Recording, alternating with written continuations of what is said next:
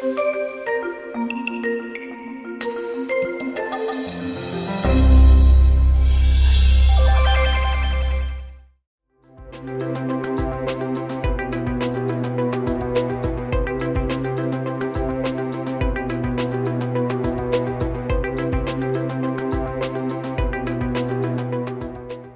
right, so next we're going to hear about yoga and the role that yoga may play in kind of your daily activities and how it can be beneficial to living well with Parkinson's. And I'd like to introduce to you Jiji Arcilla, who has been a yoga instructor for, leading HAPS yoga classes for 4 years.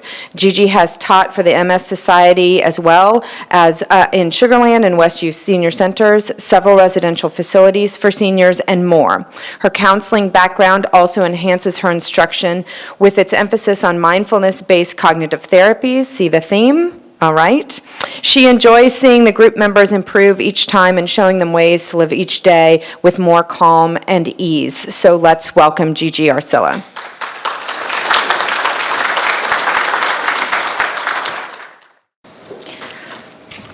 Thank you, Kathleen, for that wonderful introduction and for being part of this. I'm very grateful to have the opportunity to speak to you about how yoga can benefit people with Parkinson's. Speaking on behalf of the groups that I have led, I have been so inspired by the progress that I have seen, by even just the renewed sense of self-confidence, a feeling of groundedness that they feel when they leave the sessions. And so I wanted to share this with all of you so you can, see if this is something you might want to pursue in your daily lives. As Kathleen has said, I have been a part of HAPS for 4 years and have also felt a big part of this community also in other residential facilities. So I feel like I can really understand my father has some disabilities, and I feel that it has enhanced my knowledge. Also with my counseling background, that has helped me infuse some of the things into this podium.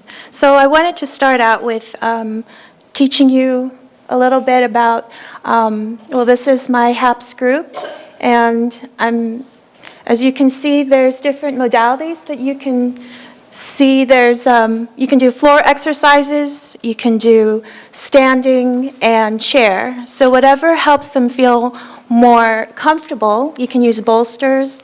And so this is all about tapping into that inner sense of resilience, as Stan has mentioned. Because the thing I wanted to emphasize about yoga is it is about finding unity within yourself. It is finding unity within your community. It's about finding that sense of self-awareness. And so whatever makes you feel comfortable, you know your body best, and that's what I keep saying during my sessions. Your body has its own wisdom. And so doing this brings out the mind-body connection. And we do this through the breath that allows the flow of energy to go through. And there are some terms that I wanted to start out with. For those of you who are not familiar with some of the terms in yoga, asanas are the series of static postures. They're physical postures. I teach Hatha yoga. I was trained by Maria Teresa Mazzarella. She's a 70-year-old teacher, and she herself was trained by Bikram, who's one of the founders of yoga. And the physical postures address things like strength, flexibility, balance, and again, that mind-body-breath connection. Pranayama has to do with the breathing practices. It's the breath of life. So often we rush through life. We have shallow breathing, and this is the time to make space for yourself to, bring in some of that life within yourself. And this, again, enhances awareness through meditation. And meditation is the most important part at the end of the yoga session. Some people, I understand if they have to leave, if they have appointments, but if they can just take a few moments to do that, it allows you to integrate everything you've done with standing and, sitting and doing the postures, and that brings you into a sense of alertness as well as relaxation. And so we'll speak first about the different benefits of yoga. As you can see, it's functional mobility, balance, strength, flexibility, mood, and sleep. And so the first part with functional mobility, participating in a yoga program can help someone with the way they walk, with their posture, with their balance. So it all comes together. When you strengthen with your standing poses the hip and knee extensors as well as your ankle flexors, this helps improve your stability because your center of mass is stabilized as you're walking, and so your gait is improved. And the other part that I wanted to bring up, there's some isometric exercises that we do even when we're sitting in our chair. Like, for example, we'll put one foot on top of the knee, and then we'll push, create a resistance with the arm. So you're not just passively, acting upon your knee.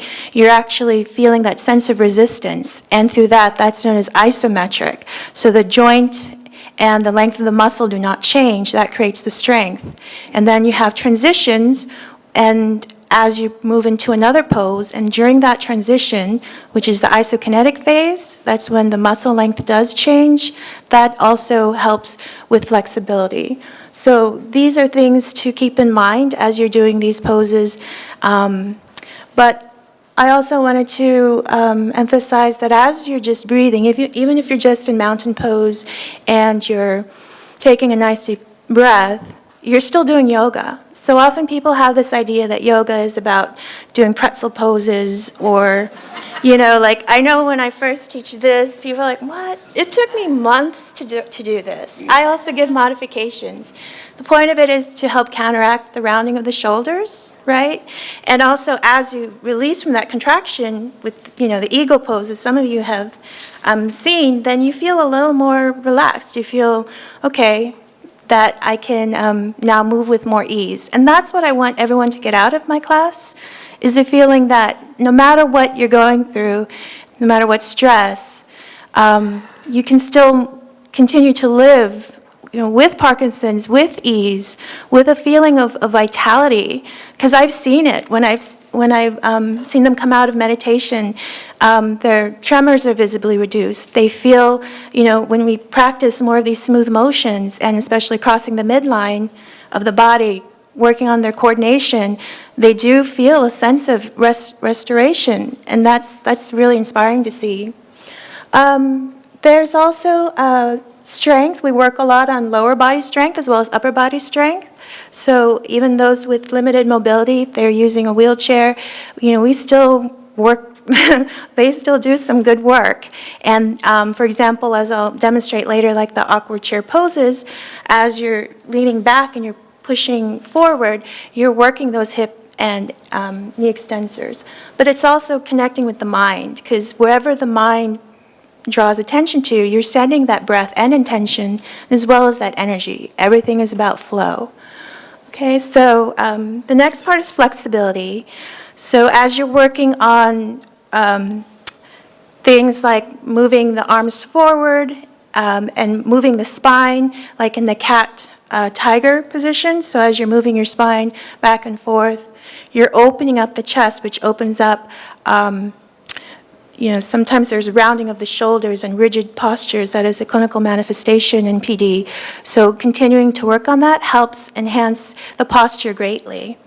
Improved hip mobility is seen, and this translates into great improvements in the shuffling gait. And as one of my supervisors said, when one of my clients who is using, a walker, she says, wow, I've seen such a great improvement from when I first saw him to how I see him now. And he comes every time. And that's just wonderful to see, that he sees that there is a benefit to it. He's not giving up. We find a modification if he needs it. It's all about giving attentiveness and self-care to oneself.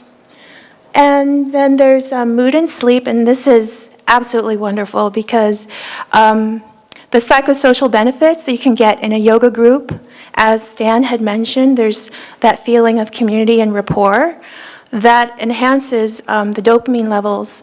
You know, dopamine is depleted in people with PDs, so this goes beyond what one can achieve with dopaminergic therapy. There's a sense of spark that I see when people talk to one another and feel excited about what they're doing.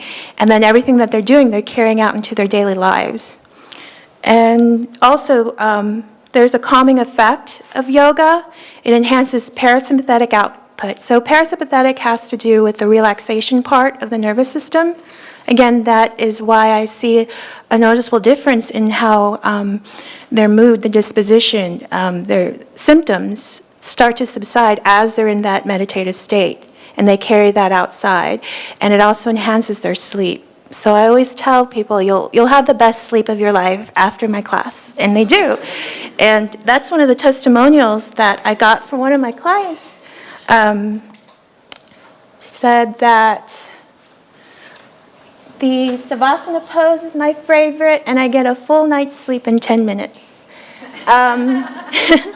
Because you get really deep REM, right? And then you have, it has helped me to sleep more soundly with more REM, which allows my medicine to work more deeply. Can you all hear me? I know sometimes I move around because I'm a yoga teacher, I'm used to moving, but I can always speak right in here. So yes, she finds that she can be more alert after the session, and the next day she carries that sense of relaxation and alertness. I feel like I'm floating on air. I feel more alert and calm and grounded. Okay, so I wanted to lead you through some asanas that strengthen your core and your posture. And so if you want to all stand up, again, you listen to your body. If you need to ease off, feel free to do so, but you will have the chair. Okay, so stand with your feet about hip width apart, and then you can use your chair. Again, you may want to make sure you have enough room because you'll bend your lower back as though you're trying to sit on something behind you. You can reach one hand or both. Well, again, I'll just keep this here. If you feel like you can put both hands up, that's okay. Then we'll just go back up. But that's just to demonstrate, you see what it's acting on. It's acting on your hip and knee. Okay? Then the next one we'll do is the modified boat. And this can even be done sitting down. Basically, you bring your hands forward, your palms together, and you just let your head drop between your elbows and breathe. And then you open up.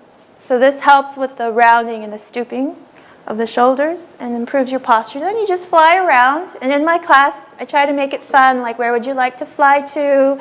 A lot of people say Boracay. Well, one person says that's where, in the Philippines where I'm from. And there's the beach, someone likes to play golf. So this allows you to just let your imagination soar. And all these movements with your arms, again, help with the posture, the stiffness. And then you let it go. Just let it go. Okay, this is my favorite one. I'm trying not to fall off the stage, but I'll just step a few steps behind me, okay? This is called the kitchen sink stretch. I think I've given a sample to Celeste a long time ago. Basically, you take a few steps back. It's like a modified downward dog. Let your head drop between your arms and just push back as though someone's pushing your buttocks back to the wall. And you just kind of see about how your back is flattening. Again, be mindful. You don't have to stay as long. But again, all these movements and poses build the strength and help with the flexibility. Again, we sometimes have tight discs. A lot of dynamic movement is really important. And then we move up. And draw a sphere over your head. Okay? And the last one I'll kind of ad-lib, and this has to do with what's on your handout about dynamic movement. You know, you want to place your hands together and just feel for that kind of magnetic pull between your hands. You can just feel like a push and pull between your hands, and as you get more centered and grounded, you can kind of imagine the color of your energy ball. So you just kind of play with some figure 8 motions. Again, it helps with the flexibility, range of motion, building just a sense of play and imagination. So you move however you want to move. This is your time to experiment with that motion. Notice how I'm not really doing anything. My body's just sort of going where it wants to go. So you do the same. Just explore that space. Think about the light that you're playing with. Okay, you can even do big circles. And notice how it works with your torso. And up and back. Good. And then just let it open up all around you, like you have this nice light all around you. All right? So the last part, and you may take a seat, I'll walk you through is alternate nostril breathing.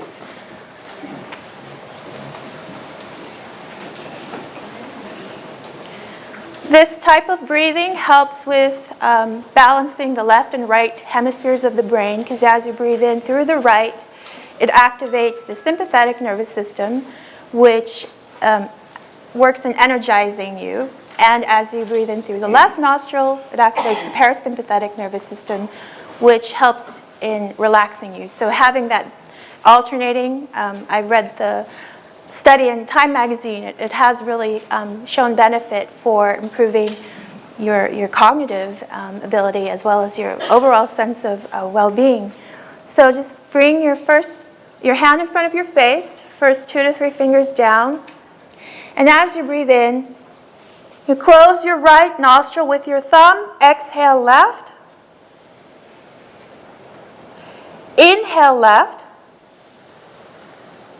Close left, exhale right. Inhale right. Close right, exhale left. Inhale left. Close, exhale right. Inhale right. Close, exhale left. Inhale left. Close, exhale right. And inhale right.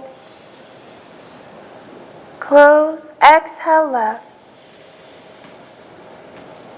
And then just let the breath flow naturally. So to kind of sum up what all this has helped with, we've done some dynamic movements. And if we did that to music, moving to music, as Virginia will talk about further, so I won't go into too much detail, but moving to music helps with rhythm awareness, which helps with building a steady gait. And so even the breathing, breathing in that sense of rhythm, again, helps with that ability to manage timing, and that can help with your mobility. Whenever we do movements with the hand going across, touching the other, knee, that eye-hand coordination, again, helps with symptoms of Parkinson's.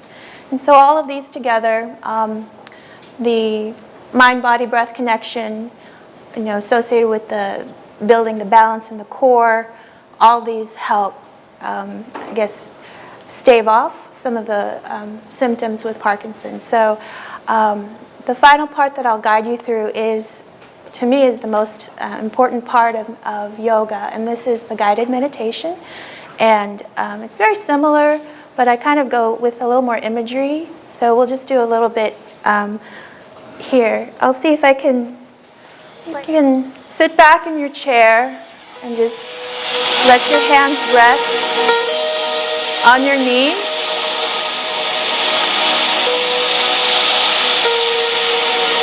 Feeling the stability of the chair behind you and beneath you. Allowing your feet to rock back and forth. You can even think about spreading your toes. And you're just placing yourself in a happy place that brings you joy and contentment. It could be a beach, it could be the woods, with a lake, a garden, or mountaintop. And you just allow yourself to feel immersed in the natural beauty all around you. Just allow yourself to open up all your senses, being in the here and now. And you may look out over the ocean. You see the light of the sun dancing on the waves. Maybe some sailboats are gliding by, different colored sails, blowing in the wind, and you feel the wind on your face, maybe ruffling your clothes, moving your hair. You smell the sea salt spray. You smell the earth beneath you. You may even feel the water on your feet as it flows through and recedes back into the ocean. You allow your breath to follow that rhythm, in and out. And then you look up at the sky as the sun is starting to set over the horizon. And you see that it's causing the sky to be all different kinds of colors, swirling around, pinks and golds and violets, and swirling around like a painter's palette. You may see images of this moon starting to peek out, maybe some stars. And as the sun is setting, you allow that sun to go in through the top of your head and just allow it to flow in like liquid light, warming your forehead, warming your eyes, relaxing each part of the body as I mention them, allowing it to travel over your chin, ears, neck, into your throat, feeling the light cascade into your shoulders, down your arms, into your hands, feeling the vibration in your fingertips, feeling like you can hold the light in your hands. Allow the light to go down your back, vertebra by vertebra, just starting to relax and feel a sense of melting into your space. Allow the light to flow in through your heart, into your belly.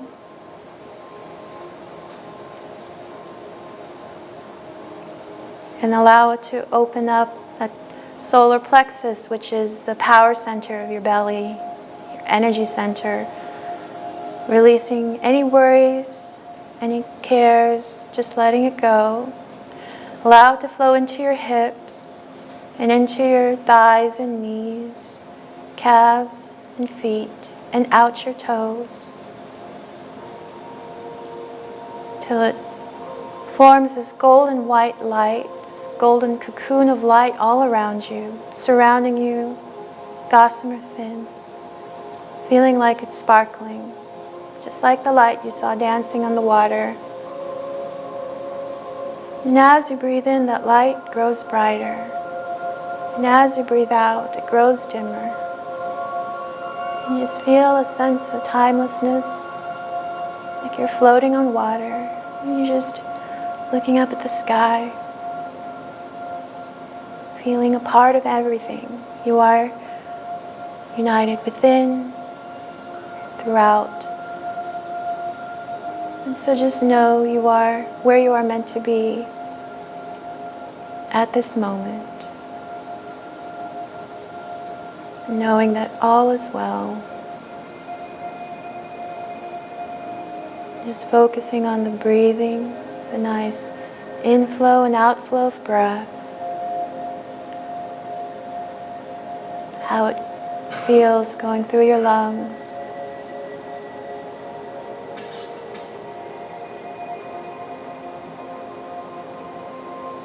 Feeling the sensations on your face.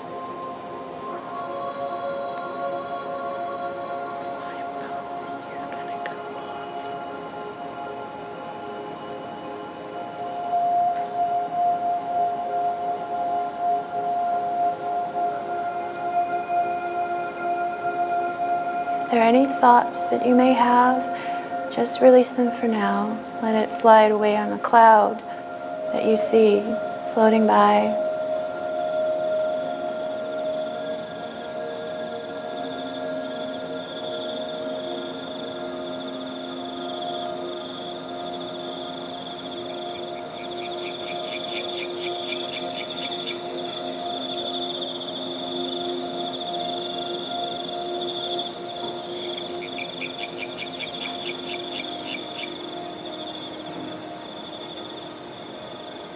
And then coming back into your breath.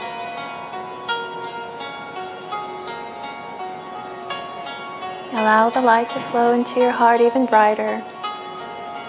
Allow it to flow outside your heart. And sending your own blessings of light all throughout the universe and feeling it come back to you. Feeling more whole and grounded and connected. Feeling more strong and resilient and at peace.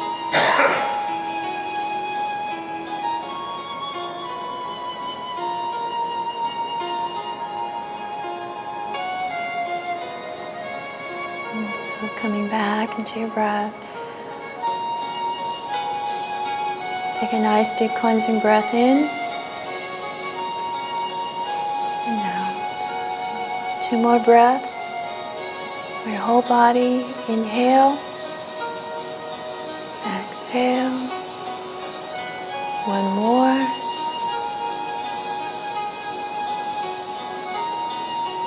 and then wiggling your fingers and your toes, open your eyes,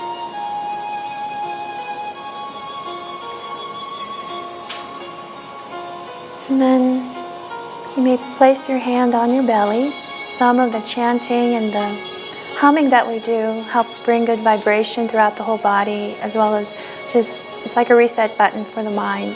So if you feel you would like to, you're welcome to hum along with me, but we always start with Ah for the belly. Ah.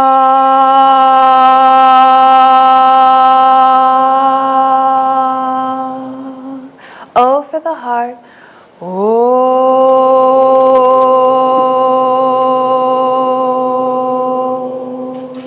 And for the head.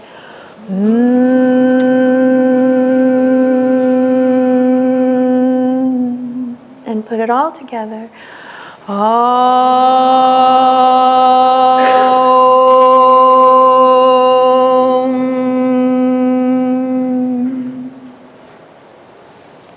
And I'll just end with a final blessing. It's been my pleasure to guide you through this meditation, through this lecture. I send you lots of love and light and blessings. Again, may the long-time sun shine upon you. May all love surround you. May the pure light that is within you guide you your way on.